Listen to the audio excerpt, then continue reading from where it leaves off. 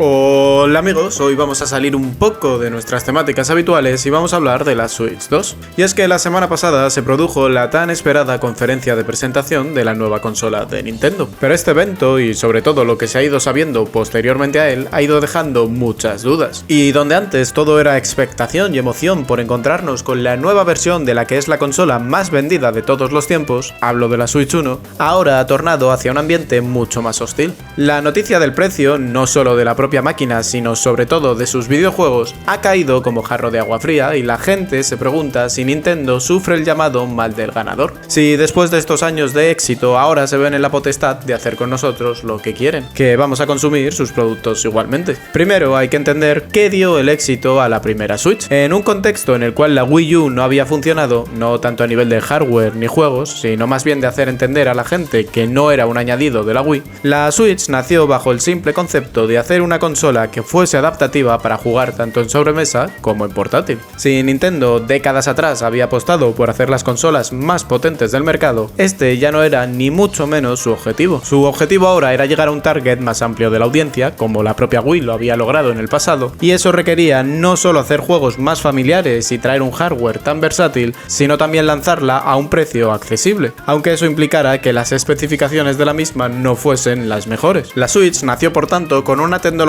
ya casi obsoleta y en modo portátil esta se hacía especialmente patente con los juegos de third parties que estaban obligados a jugarse al mínimo de calidad, pero que sí que era suficiente para los suyos propios. Habían encontrado un equilibrio entre el precio de venta y la jugabilidad que cuadraba con una audiencia tan amplia y que por tanto era en su mayoría público casual. Ahora bien, para el usuario más exigente era notable que esta iba a envejecer mal y que cada año que pasara iba a jugar en su contra. Razón por la cual Nintendo entendió que existía un nicho real para el cual lanzar una versión Pro de la consola, una versión con un mejor frame rate, tiempos de carga más veloces, un mejor rendimiento gráfico con la posibilidad incluso de jugar a 4K en sobremesa, soporte para DLSS de Nvidia, más almacenamiento y una pantalla OLED y de mayor resolución. Esta versión Pro fue durante un tiempo un secreto a voces y parece evidente que Nintendo pensaba lanzarla, pero la pandemia que puso en jaque a todo el mundo, si bien benefició al mundo de los videojuegos en cuanto a ventas de los mismos, puso complicado lanzar nuevas consolas por la cuestión de los procesadores, lo que dio lugar a que lo que finalmente acabara por lanzar Nintendo fuese la Switch OLED,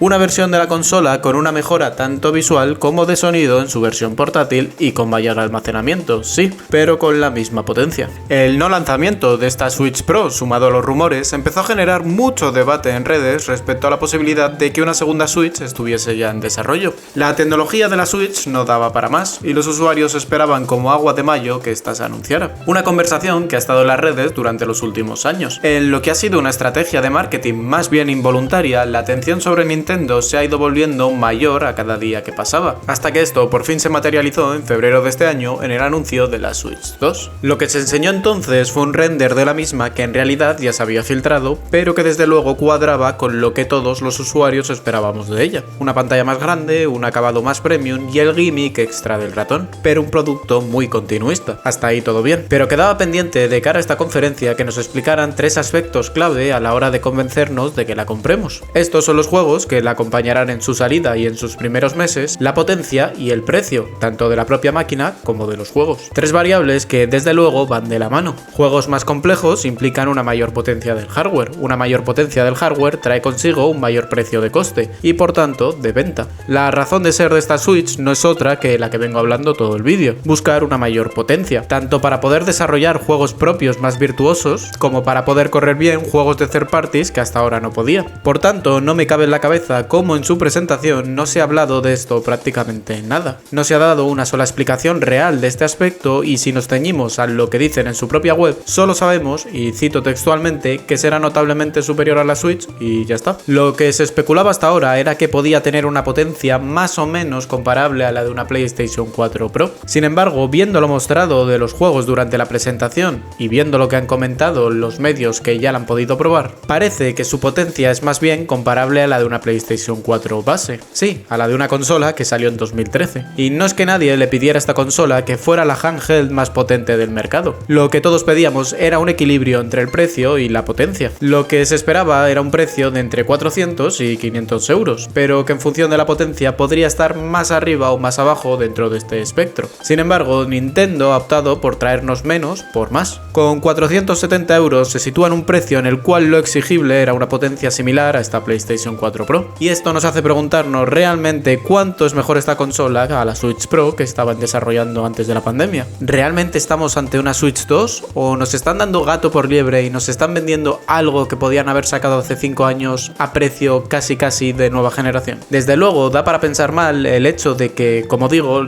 de la potencia no tengamos datos oficiales cuando ya está disponible la reserva y que no se hayan atrevido a decir el precio durante el evento de presentación y lo hayamos tenido que consultar después. No parecen las prácticas más transparentes, desde luego. ¿Cómo narices voy a comprar una consola que no sé cómo rinde? Pero ¿qué tomadura de pelo es esta? Pero esta relación precio-potencia es solo el principio del problema. La indignación generalizada ha venido cuando, de nuevo, fuera de directo y ya en la web, nos hemos enterado del precio de los juegos. A todos nos ha dado un microinfarto cuando hemos visto el nuevo Mario Kart World a 90 euros en físico. Aquí no hay excusa ninguna. No hay nada que justifique que este juego, cuya anterior entrega ha vendido casi 70 millones de copias, se tenga que poner a la venta a este precio, cuando precisamente Mario Kart 8 Deluxe se vendía a 55. Si lo ajustáramos a inflación estaríamos hablando de 70 euros. Y ahora mismo la versión más barata, la digital, de esta nueva entrega está a 80 si la compras por separado y no con la consola. Es decir que Mario Kart World es un 14% más caro estando en digital y un 28% en físico. Lo dicho, una subida de precios totalmente injustificada para una franquicia que el público ha demostrado apoyar comprando el juego masivamente, y así es como Nintendo nos lo paga, o nos lo cobra más bien.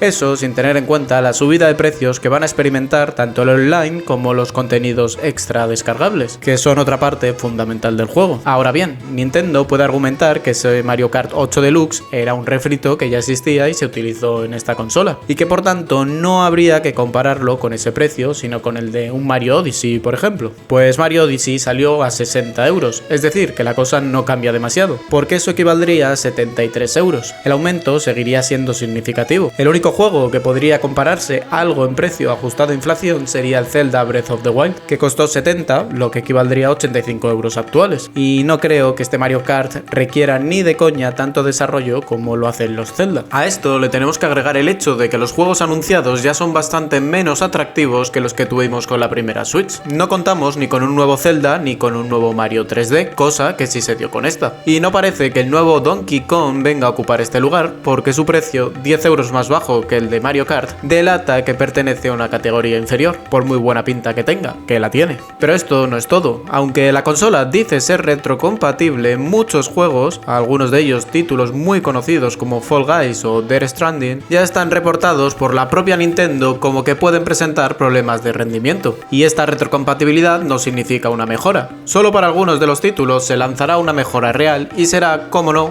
de pago. A 10 euros para aquellos que solo tengan esta mejora de rendimiento, como los Zelda, que habrá que ver cuánto de esto es real y cuánto es simplemente HDR y DLSS, y de 20 para aquellos que además incluyan nuevo contenido, como es el caso de Kirby la Tierra Olvidada. Otro de los temas más escamosos es el nuevo botón C del Joy-Con derecho, un botón que, tal y como se especulaba, servirá para abrir las opciones de chat de voz y vídeo entre jugadores. Pero ojo, porque sin una suscripción activa a Nintendo Switch Online, al presionar el botón C solo se mostrará información sobre la suscripción y funcionalidades limitadas, sin posibilidad alguna de reasignarlo para otros usos. Nintendo ha anunciado que esta función será gratuita hasta el 31 de marzo de 2026, pero después de esta fecha requerirá sí o sí una suscripción de pago. Es decir, que es un mando con DLC. Si quieres usar todas las funciones de tu Joy-Con, tienes que hacer un pago recurrente. Y tampoco os creáis que la función de GameShare va a ir ni mucho menos bien, que esto es Nintendo, los servidores no son su fuerte y no podemos esperar maravillas. Así que esto no hay por dónde cogerlo. Como tampoco hay por dónde coger que la demo técnica de la consola, que está compuesta de varios minijuegos pero que luce bastante discretita, será también de pago,